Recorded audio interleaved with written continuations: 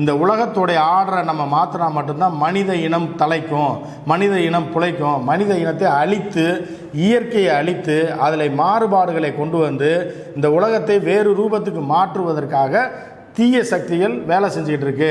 அதை முறியடிக்கணும் அப்படின்னா இந்த தீய சக்திகளை அடியோடு அழிக்கணும் அப்படின்னு புத்தின் சொன்னார். நீங்கள் பார்க்கலாம், நம்ம வீடியோவில் எல்லாமே பார்த்தீங்கன்னா புத்தினை சப்போர்ட் பண்ணி போடுறோம், ரஷ்யாவை சப்போர்ட் பண்ணி போடுறோம், இவனை சப்போர்ட் பண்ணுறோம், இஸ்ரேலை எதுக்குறோம் அப்படின்னு நீங்கள் பொதுவான பார்வையில் பார்ப்பீங்க.